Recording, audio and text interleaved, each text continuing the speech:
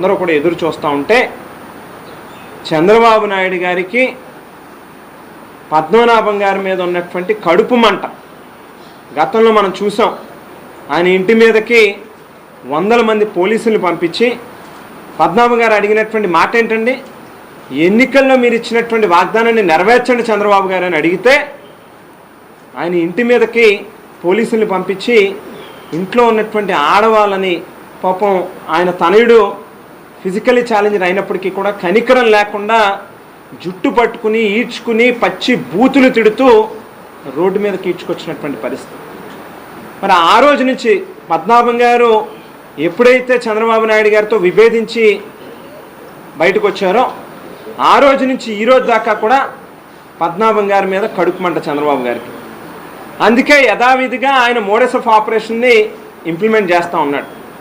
ఆయన మానసికంగా వేధించాలి, కూతురుతో ఆయన్ని తిట్టించాలి, లేకపోతే ఆయన దగ్గర డబ్బులు లేవు, ఆయన పని అయిపోయింది అని చెప్పి ఒక కలరింగ్ ఇచ్చి ఆయన బుర్రలోకి అది వెళ్ళాలి, ఆయన మానసికంగా వేదన చెందాలి, చనిపోవాలి.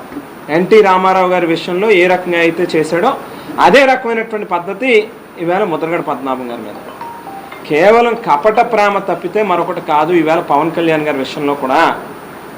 నిజంగా మీరు అంత ప్రేమ ఉండి అంత ఇష్టం ఉండి అంత అభిమానాన్ని వల్లబోసేటటువంటి కార్యక్రమం చేస్తే ఈవేళ అందరం స్వీకరిస్తాం. చక్కగా పవన్ కళ్యాణ్ గారికి ముఖ్యమంత్రి ఇవ్వండి. మీరు ఆయన మీకు సహకరించకపోతే మీకు ఆవేళ మీరు సెంట్రల్ జైల్లో మీరు తప్పులు చేసి ప్రభుత్వ డబ్బులు తినేసి జైల్లో ఉన్నటువంటి రోజు పవన్ కళ్యాణ్ గారు మీకు వచ్చి మద్దతు ఇస్తేనే కదా ఈవేళ మీరు ముఖ్యమంత్రి అయ్యారు.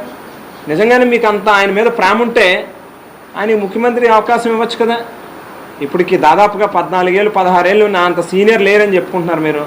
మీరు వెనకాల ఉండి ఆయనకి డైరెక్షన్ ఇచ్చి నడిపించవచ్చు కదా.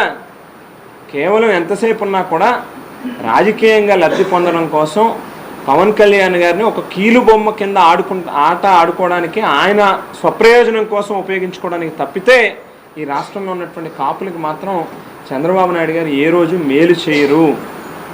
మేము అడిగేది, మేము చాలా క్యాజువల్గా ఊరికినే త్రిమూర్తులన్న సరదాగా ఒక ఆత్మీయ సమావేశం పెడితే దానికేమో ఒక ప్రాపర్ పర్టికులర్ ఎజెండా అని కానీ ఎవరినో ఒకరు తిట్టాలనేటువంటి ఉద్దేశం కానీ లేదు.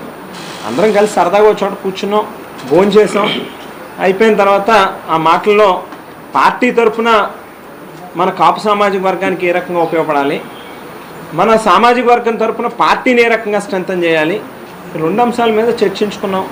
వెంటనే ఇంత ఉలిక్కిపడి ఇన్ని రకాల